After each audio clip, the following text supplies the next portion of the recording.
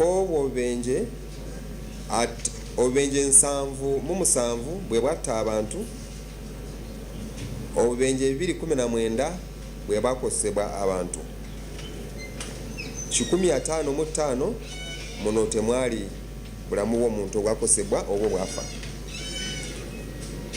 Abantu bona wamu abakosebwa baali 417 kwabwa abantu 79 be bafa, abantu 338 be bakosebwa.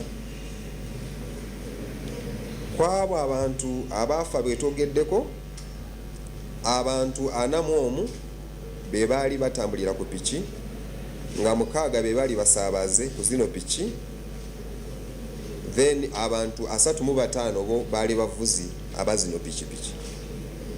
Abantu 27 bo batambuza bigere ku makubo gano.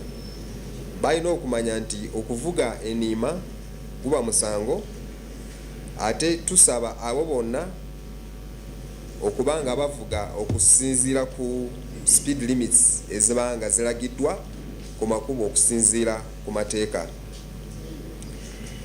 Nte ekirala, enneeyisa y'abano abakolesa amakubo abasinga mbi nnyo. Enneeyisa mbi, empisa zammwe nga muli ku makubo mbi nnyo.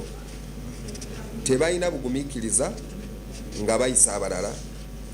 Kati bw'olaba kano akabenje akabaawo ekazinga, motoka eyali mu maaso yali egezaako yali indicatinga ng'egenda ku kkono, ng'egenda ku ddyo. Kati eno yali emabega nga eyagala okuyisa eyisiza ku kkono.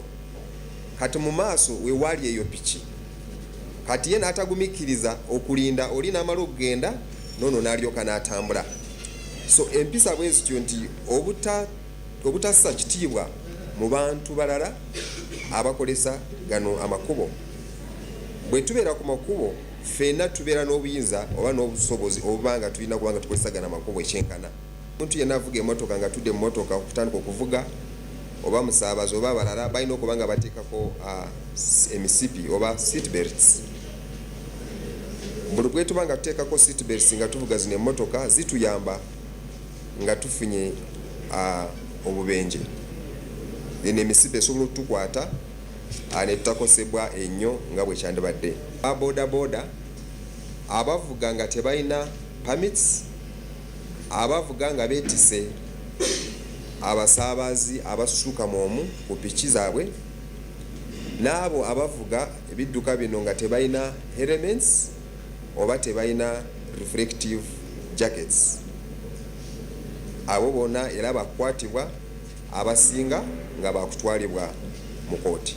Ababanjibwa ku bino ebipapula bya express penalty scheme oba nga bamukubye ekipapula ku kkubo aba traffic nga kyakusasulibwa, bw'otasasula kino ekipapula mu nnaku z'omwezi 28 kiba kitegeeza nti muno muba mweyongeramu ssente ezenkana half yezo ze baba bakuwadde. Era tusaba bona nga bakuwadde eno receipt, genda mangu sasula eno receipt ogisasula